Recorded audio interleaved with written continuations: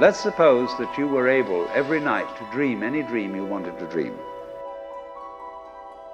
And that you could, for example, have the power within one night to dream 75 years of time. And you would naturally, as you began on this adventure of dreams, you would fulfill all your wishes. You would have every kind of pleasure. And after several nights of 75 years of total pleasure each, you would say, well, that was pretty great.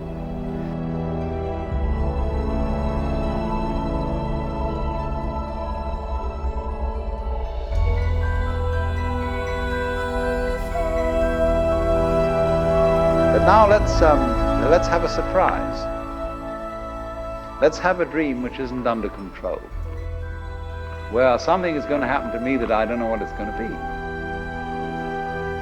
Then you would get more and more adventurous, and you would make further and further out gambles as to what you would dream. And finally, you would dream where you are now. You would dream the dream of living the life that you are actually living today. That would be within the infinite multiplicity of choices you would have.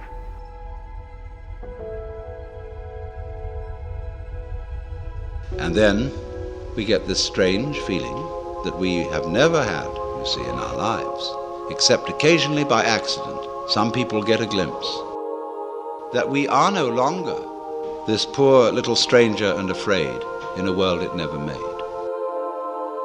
but that you are this universe, and you are creating it at every moment. What you do is what the whole universe is doing at the place you call here and now. You are something the whole universe is doing in the same way that a wave is something that the whole ocean is doing. The real you is not a puppet which life pushes around. The real deep down you is the whole universe. Because you see, it starts now. It didn't begin in the past. There was no past. See, if the universe began in the past, when that happened, it was now. Well, it's still now.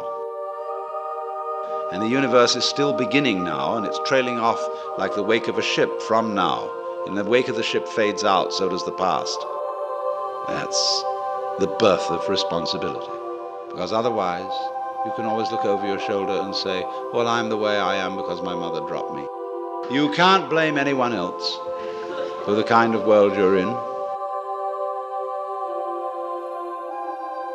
If you awaken from this illusion, and you understand that black implies white, self implies other, life implies death, or shall I say, death implies life,